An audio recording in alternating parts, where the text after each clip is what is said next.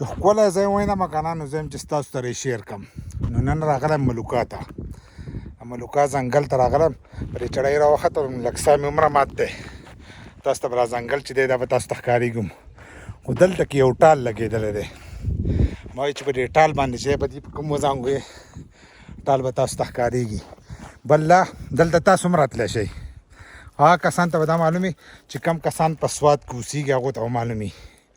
کم چې د لرې ځایونو کسان دي هغو ته دا علاقه چې ده دا نشي معلومېدی. نو ځای چې دی دا ښکلی دی، ځنګل دی، دغه پکې هم لګېدلي دي، ټاټونه پکې خپل لګېدلي دي.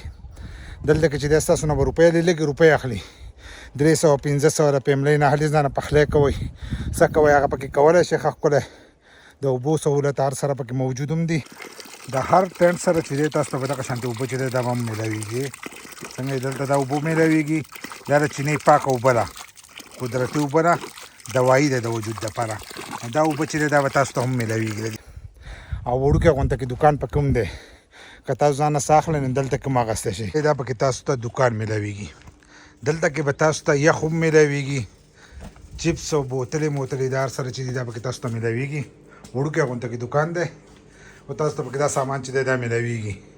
دغه شانتې سموسې چې دي دا پکې هم میلاویږي. د ملګرو سموسې پکې هم دا تیارې کړي دي. دا پکې فریزر دی. دغه شانتې که لوښي څنګه چې ما تاسو ته وایي لوښي رانه پاتې شي نو لوښي پکې هم د ده سره وي، لږ ډېر تاسو له درکولی شي. مثالې پکې میلاویږي. بل لا چې تیار پخلی راوړئ، تیار پخلی در سره وي نو بیا پکې پیسو کې چې دی هم کمود کوي. ملګرو سره زه میلاو شوم، دا ټولې خبرې وکړې او لوښي ورسره هم یې اکثر کله ځینې کسانو نه لوښي پاتې شي نو لوښي ورسره وي. او دلته تاسو چکر له راتلی شئ او د دې ټال نه به کوم تاسو خوندونه اخیستی شئ. او کوم کسانو چې د دې ټال نه خوند اخیستی نو هغه دې هم ووایي. بل دا چې په دې ځنګل په منځ منځ کوم ټاټونه لګېدلي دي تاسو ته به ښکارېږي کیمرې په سترګه باندې. نو دا ټاټونه چې دي دا د ځنګل په دې منځ کې چې دي دا هم لګېدلي دي. او دا زما اولنی داسې ولاګ دی، داسې مخکې ما نه دی کړي. که تاسو کتلی نو شارټ غونته کې کومه خو دومره نه دا هم دومره اوږد نه دی، خو لږ غونته کې مو وکړو. خو دا ټال تاسو خالي وینئ، لاندې دې کنده ده او دې خوا داسې دی. نو کم کم کسان دلته راغلي دي او د دې نه چې دی خوند اخیستی دی. مونږ خو راغلي یو. بل دا چې تازه هوا پکې لګي، صفا هوا او څوک شته نه خوشې علاقه ده. که د پیملۍ سره راځئ نو د پیملۍ سره تاسو هم راتلی شئ. او که یوازې راځئ ملګري په چکر راځئ نو ملګري هم راتلی شئ. ملګري سره میلاو شوم. نن سبا موسم دی، په دې موسم کې چې ډېر کسان چې دی بیا چکرو له راځي. سیزن ورځې شوې که نه، ګرمي شو، په ګرمۍ کې خلک چکرې چې دی ډېرې زیاتې وهي. او دا نور علاقې چې دي دا به تاسو هم د کیمرې په دې سترګه باندې چې دی دا به تاسو وینئ.